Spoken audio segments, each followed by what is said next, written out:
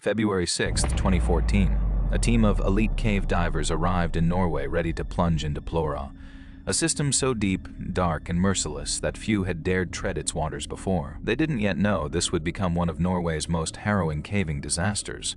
What made it worse?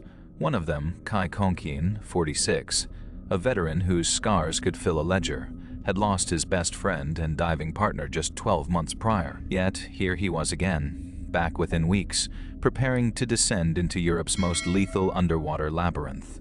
He wasn't alone. 4 others joined him. Patrick Gronkfist, 42, Jari Huatarian, 40, Jari Uesamaki, 34, and Visa Renton, just 33, the youngest of them all, but no less seasoned under pressure. Their plan? Enter through the submerged opening at Plurora's first entrance, drift downriver with the current, then exit via a second passage barely charted, discovered only recently. Ambitious, risky, doomed to be brutal, because this cave doesn't play nice. 130 meters below, in water so cold you could freeze before your lungs even filled it, demanded blind turns, tight squeezes, and a 5-hour descent under perfect conditions. Still left no room for error. They cut a triangular hole through frozen surface, cold enough to crack glass, sharp enough to make your breath hitch, and began their descent. But they didn't go all at once. Patrick and Jari Huatarian led first, using underwater scooters to conserve energy while visibility settled beneath sediment's weight. The other 3 followed 2 hours later. Smart move, sunlight barely reached beyond 5 meters inside, lose sight.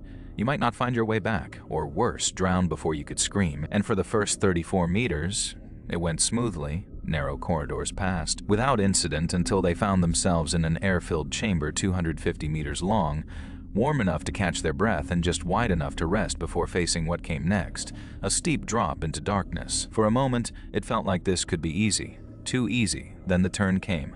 Not gentle, a narrow passage barely allowing a fully geared diver to squeeze through. Patrick went first. He hadn't gone more than 3 feet when Jari Huatarian's flashlight began flashing erratically and then died completely. Patrick turned back instantly, heart pounding harder than his own pulse in silence.